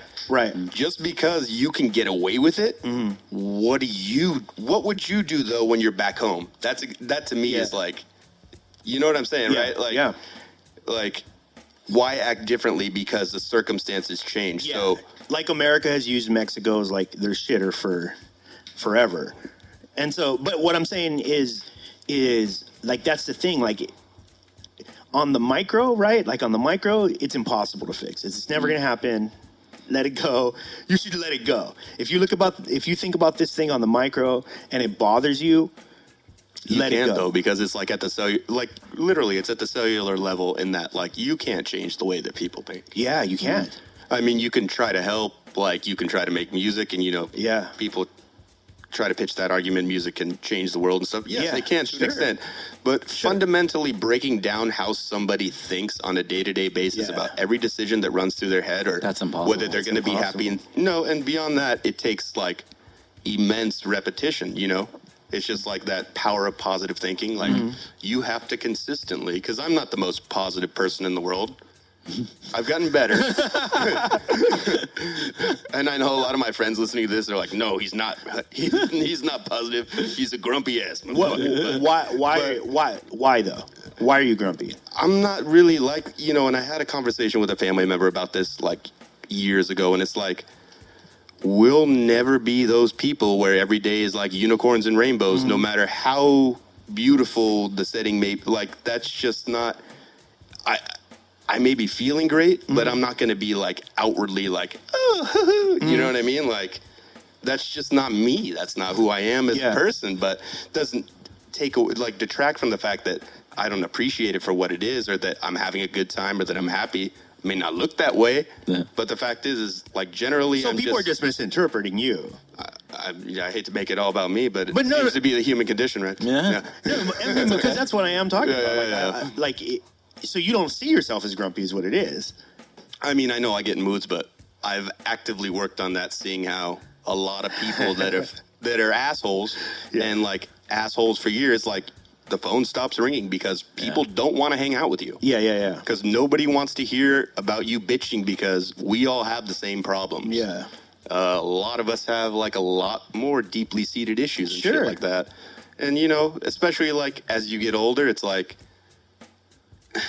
you have enough going on in your own life that you don't need to be like a therapist for somebody else. Absolutely. You know what I mean? So absolutely. I mean, granted, you should be empathetic to your friend, in my opinion. I think empathy is just, to me, but you have a responsibility as your friend, as a friend to somebody, to like not really just like try to put all your bullshit on them. You know what I mean? Yeah. Oh, absolutely. I mean, that's and it sucks because sometimes you feel alone. Yeah, and those other avenues of like expressing that aren't available, for everybody. But it's like at the same time, you have to do it in such a manner that's not like super offensive and overwhelming to people that like are probably receiving this for the first time, or like learning how deep it and really that's an goes. art. That's an art unto itself for people.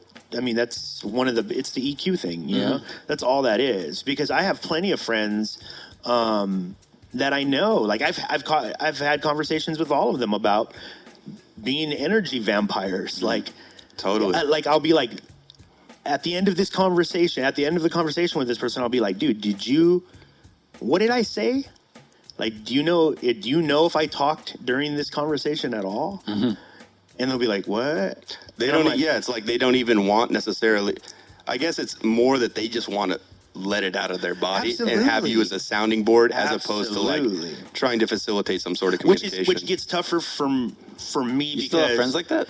Oh yeah, yeah, tons of friends like that. I feel like little by little, those people have like worked their way out of my life. No, I mean for me, but you have to make that decision though too. Yeah. I mean, or you have to say that like, whoa, man, like I love you, you're my family, and I understand, but like this is like every fucking time we hang out now. Yeah. It's like you're just basically using me as like your shit rag to like just drop bullshit on. Yeah, you don't actually want an opinion. Yeah, you just want somebody to listen. Yeah, and that's the thing. Like, I think about the concept, right, of wanting someone to listen, right? Yeah. Somewhere because of community, right? Because of the necessity for community. We know what that dates back to. We've talked about it tons of times on the show. Like, but the necessity of community created that thing, like the human sounding board, like our because people will allow you sometimes to let your heart out, and it's usually in order to feel something within them. Let my heart out. Yeah, you know what I mean? Oh, heart. Okay. Yeah, your heart out. But that doesn't exist every day. You know what I mean? Like, so people, like I know people who are like super emotional tend to get weeded out of people's lives, and they never understand why. Yeah. Because they're constantly fucking with people's energy. Like, you're constantly fucking with the energy. Yeah. Every time you're around, it has to be like whatever your energy is. You know what I mean? Or you start to, we were talking about a person on the way over. You know what I mean? Like, where you're the one who defined that for me earlier, Arash, is about the energy vampire. And be careful of that, because some people literally do just want to, they don't have any vested interest in you. You're a character in their movie, right? And because you're empathetic, they'll try to take advantage of that situation. And it's always a touchy thing, because I know that they're not consciously having that right. thought. That's what I was about to say. Yeah, trying to think about if And I granted, have- there's different relationships too. Like, you know, you have your homies that are your brothers that are like, if something's going wrong, you can Right. really speak out to them. I think in general we're talking about the everyday, every time I yeah, see you know, like people you see at a show or something, there's like, how's your life? Oh, it's fucking terrible.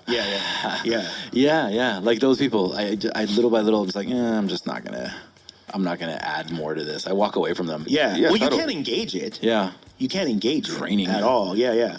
And that's the thing. Like, I think because I'm an empathetic person, because I don't engage those at all and ever, but they don't go away. Like they're it's my friend. I know that person is going through some shit, but I can't help them. You know what I mean? And whether or not I've had people look at it both ways. Like some people are like, well, then fuck you then, blah, blah, blah, peace. Okay. Yeah. But I've also had people that have come to the realization that, okay, do I want to just throw away like all this friend? Because I do like to hang out. I do like, and some of those people stay. But I think it's different every time. That's one of the things why I stopped being so clear and cut about it. Because I think I did it a couple times and I was like, oh, that person was just going through some shit right now. And they shook it off, you know, and I didn't need to like cut them out. Yeah. Because so what I think I've done is tried to get to a point where it doesn't matter who's around me. Like they just don't fuck with my energy at all. You know what I Totally. mean? Yeah. Well, that's important, you know, especially like getting back to the music stuff. It's like, because there's always going to be people at shows. There's always going to be people, you know, in your head or something like that are going to try again to kind of guide the way that your creative process Absolutely, works. yeah. Or just, again, Yeah. try to create some sort of variable for you to have to fight against, which, Right. whatever, that's just the nature of, like, I guess, how things kind of roll out. Yeah. But, I mean, I think it's unavoidable. and likewise, like you said, I think it's really important that, and you know, that's the other thing, and you see why a lot of artists that are super successful, it's just like they let that shit just roll off their back, you know. They don't care. One of the keys you know? to success, in this business, as I've been told, is have a very short memory. Yeah. And don't take anything too personally. Yeah, and I swear this is the last time I'll mention you, Chesky, but Chesky said, and dude, do you think that Chesky's a callous person? No. I think Chesky, as a side note, is one of the sweetest people and people that you can call friend Right. within this industry. As Period, much as right? Anybody. Yeah. Period. He's just a genuinely good person. Yeah. He describes himself as a very callous person. Huh. He's like, I've learned to put up the face. And he's like, but most of the time I'm like, this is all bullshit. And I was like, wow. Because I told him the same thing on the show. Like, dude, you're like literally one of the nicest people. Like, your energy is always so... So it's all bullshit. He hates us. No, what it is that he just knows himself and he doesn't give a Exactly. fuck to, like, I don't have to share that. I don't Yeah. have to, like... And I don't need Well, to it's none fuck of your business, And- basically. Is that but also on the reverse is, it's none of... It is I'm none not of... saying you're like personally, but I'm Oh, saying no, it's no, like no. a universal you. Yeah, and him, the way he looks at it is like, I have no business fucking up anybody else's energy. Totally. Yeah. Like, I'm not... Well, he's respectful like that. Yeah. Well, then I want to ask this though. Take it back to what you were saying earlier about the managers. Yeah. I've had interactions with, multiple artists who are like big, huge artists who like Totally. they are the sweetest, kindest person you'll ever meet. Like their manager makes everybody's life a living hell. You Is know- that manager a reflection of a part of their personality that they are hiding from you? Is No. that artist a complete fucking asshole? Not necessarily. I think that's more insulation. Like, I had back in the day when I was thinking about doing management, because, everybody has their day back when I was playing a lot of shows. And I have a homie he is not the easiest person to fucking deal with, but at the same time, he gets the job done. Yeah. And I was like, if I was ever going to have a manager, you would be it. Why? Because it's going to get done. Yeah. People aren't going to like you, and you don't fucking care. But we're going to get what we accomplished. And the other side of it is, then I don't have to be a dick. I don't have to take home any ideas of But people. he's saying, does that inherently make you a dick? Because Not you're like, really. he's going to play my bad guy. Yeah. That's not even like, okay, I 'Cause you're can't speak for empowering other him. people. I can't speak for other people.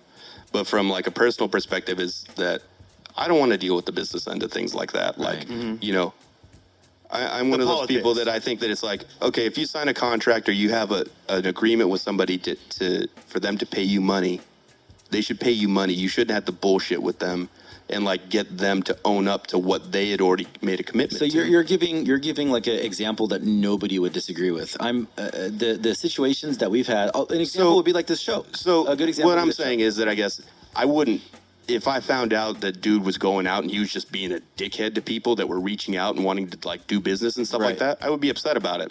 If he's a dickhead to people that are fucking me over, But that happens a lot out there. Yeah. There's a lot of artists who you interact there's with. more of that. Yeah, and that's why the artist is totally fucking cool. They're one of us. Yeah. They're artists, but then they have a manager who's a complete fucking dick. Well, see, and that's the other thing too, is that it needs to be handled with a certain sense of grace. And a lot of these people that are really great at their job, they know how to walk that line. In that, you know, you don't always have. How do you say it? You catch more flies with honey than with vinegar or whatever they say. Yeah. So it's just like, I don't understand why people would default to being a dickhead right off the bat, unless somebody kind of provokes them to. It's a learned habit that has been reinforced by the results. Yeah, I totally get it. That's what happens all and the they time. get this idea in their head, oh, they hired me to be this guy, Right. or like this element of my personality. I mean, how many much smaller Suge Knights popped up after Suge Knight? Because he had created a new culture of business. Of the strong arm was back, right? Yeah. Or he reinvented that culture of the mob mentality. And I still run into people every once in a while, like that'll try to pitch me something, and I can just tell by the vibe. I'm like, wow, oh, you're from the school of Suge, like you're like the people that be like, yo, you need this, dog. Like, you need, like, dog, don't even talk to me, homie, if you don't want to fuck with this. I'm like, I'm not talking to you. Like, none of this is that. Like, from the gate, your conversation is not logical because you're trying to force me. And I'm an artist, first of all. I'm already in this world, which makes me know that you don't know this world. Because you know that these artists don't work like that. You're going to push them. They're just going to be, get away. Yeah. That's just how it is. And so if you come off like that, I already know nobody fucks with you. Or the people that I don't fuck with you. Yeah. And so I try to stay away from it. But I think at the end of the day, to get back to your manager thing, Arash, where I stand with it is that I just know that those two things exist in the world. Like, I know that. But they're not mutually exclusive. No, I'm just saying that I think that the reason I don't see that as, like, because I don't see it as being a dick. Like, if I was allowing, like, if I had a manager who was just, you know, like, people didn't like him because he was so shrewd about his business or whatever. I know this business, and that exists in this business. So arguing it would be like arguing, like, I don't want to get paid in cash. I want to be paid in, shreds of grass. Yeah. Like, you can't change the shit's already in place. And that whole changing it from the inside thing, it happens, but you have to get yourself, first of all, you have to be able to fund your revolution. If you can't fund your fucking revolution, you're going to lose on the larger scale. Totally. That's just it. There's no way around it. And it's very hard for me to have conversations with people because I feel like they're being illogical, or at the very least, you're just missing a large part of information. That's all. I think if you knew the information that is out there, it's readily available. Our friend here has a background in this stuff. There's stats. There's, and sure, they vary from time to time, but there's some truth in a lot of stuff. Yeah. You can search it. The numbers are there. You're probably not going to break on a large level without a lot of funding. So, and the other side of it too is like, I don't know. I think people get it fucked up in that this institution had already been created within the music industry, thus necessitating us to get somebody that's a harsher negotiator or more the culture in step with that, who doesn't have any artistic tie, because that's the other side of it too, is that, say you, for instance, you get heavy with somebody that didn't pay you your draw or something you agreed upon, then you're a fucking dick. Then nobody's going to book you because they're going to go run and tell all their promoter homies that, oh, this guy's a fucking prima donna. He's very difficult to work with. Yeah. When that very much might not be the case. Yeah. And you have a manager, on the other hand, who has no vested interest in being in, an artistic endeavor. Yeah. So I don't need to be friends with the promoter. Exactly. They're the guy who signs the check. And then likewise, for them to turn around and say some shit like that about you would be, I think, completely, how do you say it? It would just be like they're talking out of school. They're like, it doesn't mean shit because you didn't say it. They didn't ask you what you said about it. They gauged it completely off this person whose sole responsibility is to take care of your finances so that you could continue doing what you love. Yeah. Yeah. You know, I think of it more as installation than anything else. And the best ones do it with grace. And that's what The I was best gonna say. You don't know they're doing it anyways. And you shouldn't know what I mean? step out like that, you know? You shouldn't step to people Because nobody like, should. Just to be a dick, like, you know, for the sake of being a dick, like, I'm just an asshole, and this is, like, how I do my business. I would never fuck with people like that. Yeah. Dick by proxy. But in this business, I think that, you know, what you said to use you for, like, the installation is so important. It's just so, I mean, you're insulated. You know what I mean? I'm insulated. You know you have a team. Yeah. You have 2 teams. You're pretty insulated. You know what I mean? And whether or not you choose to come out of that is always like a big decision, because nowadays it really does affect it's going to affect your life. But all I'm saying is factor in, just as an experiment in your mind, 100,000 followers. Just factor that in and see if that changes it a little bit. Right. If people are like, yo, bro, I love you. Like, I listen to you every fucking day. And all they want is for you to hit them back on the snap. Like, yo, dude, thanks. Yeah. And that would make their fucking year. Yo, you know. Except that you have 100,000 of those people. I definitely don't have 100,000, but I'm already like, I'm having situations. You'll get it too, like messages from like all the time. Yeah, I'm like, I'm just not even gonna respond to this person. Like, I want to. I want to as of support this you. year, as of March 1st, I've responded to everybody. Really? Yeah, Same. I'm trying to do it. I start to get like, I'm like, you're taking me down like a weird path in the conversation that I don't like. What are we talking? I don't understand what we're talking about. Yeah. here. Trust me. You just want to be a homie? becomes an art to put a period on a conversation. How? How do you do it? I'm not going to tell you on here. Like, what the fuck? But you should learn that for sure. Yeah. I need to. No, but seriously, if people are hitting you up on some music stuff and that's what you're doing and that's what you say you're doing, is you're a musician and they're just showing love, like, I mean, one of the coolest things that even I like fanned out on a little bit, I went to see Run the Jewels and posted a picture, and then I get salute from Killer Mike. That's and it's awesome, like, right? Exactly. Right. And it's like, you know, he has a lot of people to get through that day, and there were probably a lot of people there last night, but I think he sees the duality of it too, in having been less of a household name. Oh yeah, and then going to now, sure. You know, sure, he's a little more open on that. Like, at the end of the day, this is the way I look at it. If I get to make music and I get to make art for a living, and it's based on people actually buying a product with my name on it, then fuck yeah, I can do that. Like, I fucking owe you that shit. Like, fuck, because you literally don't have to buy my shit. Are you looking forward to having a manager someday do that? What do you mean? Like, have to do the responses? No. No, man. No, I'm not. I don't think I ever will. You know, I like because I know the interactions I've had. Yeah.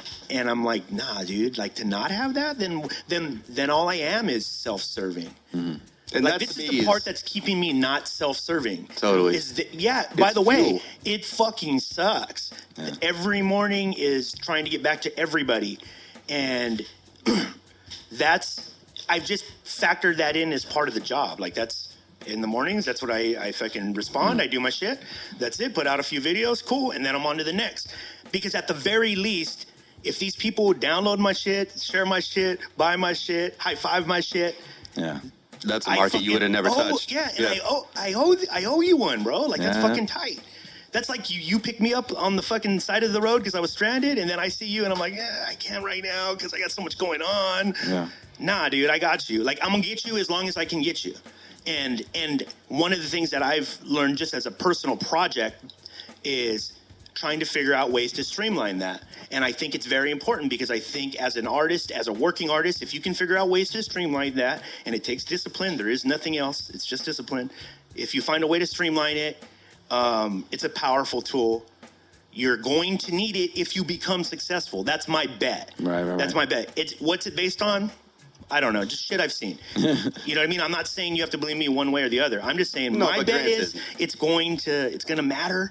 It will matter at some point. You might as well learn it now. Yeah. And if you get to the point where you're like, well, I'm just have my manager do it, then I had to ask my question to myself, if I did that, am I being self-serving? And I felt like, I think it was undeniable. I'm not doing anything for anybody. Well, it also, I think it fundamentally changes the process of how you create stuff, because Absolutely. once you give that away, some institution that you've had in your life that's kind of like, either been motivating or giving you fuel because somebody wants to talk shit or something like that. It's like, regardless, that is feeding into the way that you do things. Did you guys heard about the whole Earl Sweatshirt incident with the last album? No. Okay, so he was out at South by Southwest, I believe, and he had it planned in his mind because he did everything.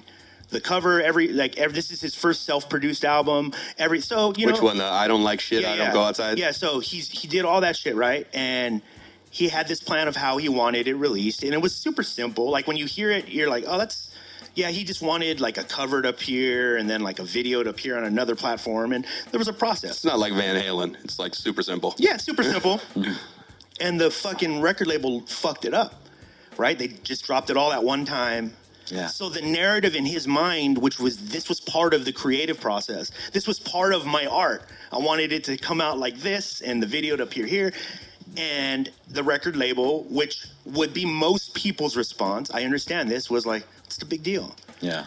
No, what's the fucking big deal? And he was like, dude, I wanted to kill. It meant that much to me. And he's like, I have to reevaluate my relationship with the label, because even if they don't understand it, if they see me reacting to it, and they're trying to tell me that they're doing the best thing for me, they should have reacted in a different manner. Right. And apparently, like, that whole part about, like, creativity isn't, and I say apparently like I didn't know. Of course I know. Yeah, most of the business people don't know what that is. Right. Which is, to go back to what you're saying, is why I have an Eddie. Because sometimes you have to have someone go and say, hey, dude, he's not going to do that. You keep asking, but he's not going to do that, no matter what he's told you a bunch of times. Yeah. He's not going to do that. And they have to, I think in more than a manager, you need a defender of your small shit. Totally. That's what you need. You need someone to defend all your small shit, and you'll be cool. Yeah, I can handle most of my business shit. You know what I mean? Like, but my small shit, I need someone to fight for that. I need, if I'm going to use a mic stand on the third song of my show, I need that to be there. And I know it means nothing to you. It means nothing to fucking most people. But for me, I need that. That's part of what I'm doing. It's part of something I'm creating. Yeah, it's integral to the process. Yeah, and if I can't get that, and I don't have someone fighting for that, and someone translating me being upset into a way that this fucking guy can understand, because he's not going to understand me going like, no, dude, but you don't understand. Like, right on that fourth bar, when the light hits right, I have to be standing with, and they're not going to understand that. So I need someone to translate that, and I think that's better than a manager any day. Or you know what? That is the new manager. That's what a manager should be doing nowadays. Yeah, I just thought of a like perfect analogy as you're saying that. It's like, so you take 5 years, 3 years, 5 years, a year, whatever, however long it takes you to make an album.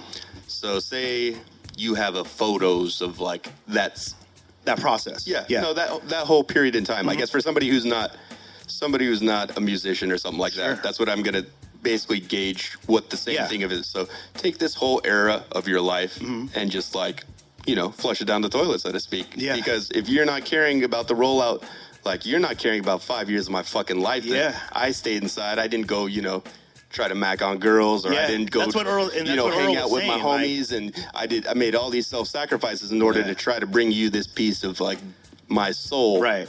And you're just gonna you give fuck all about it. And, getting back to it, that's what Van Halen, that's a big misconception, is that people thought that Van Halen, they wanted a bowl of brown M&Ms to be dicks. I remember. No, to be dicks. Yeah. But, they made that clarification that they weren't doing it to be dicks. They were doing it to send the message that if you don't care enough to take care of this one small detail of everything that we do, how do we know that you're, gonna get the fucking pyro right? Yeah, the story is because like they were the first band to do like that level of pyrotechnics where like people get killed. If you didn't do it right.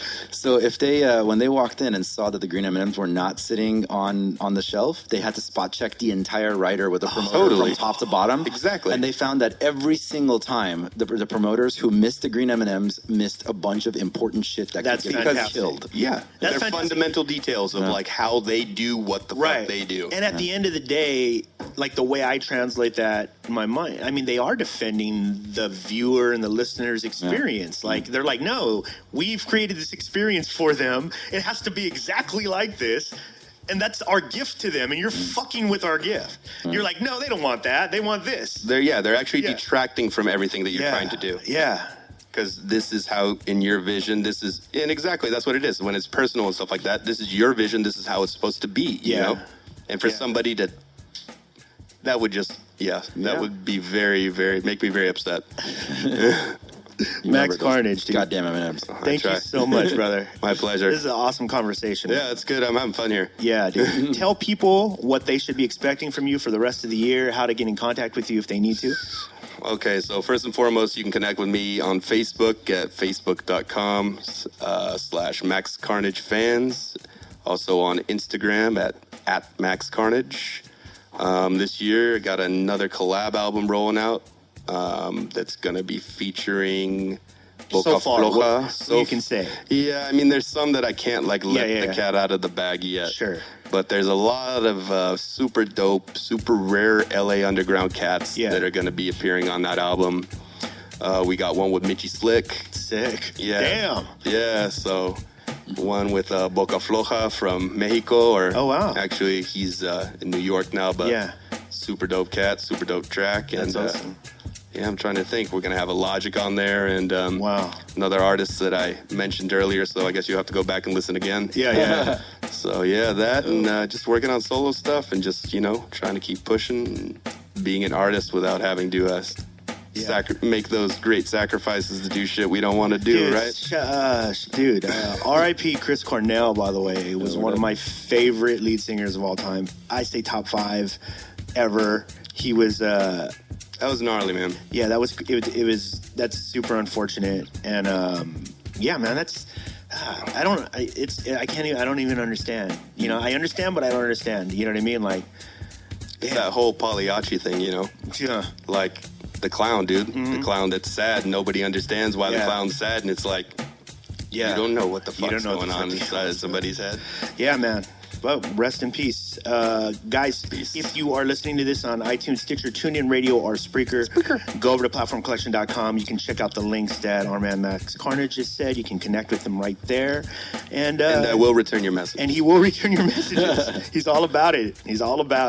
So thank you, dude, so much. Thank you, man. I really appreciate it. Always. Word up. You may now flush the toilet.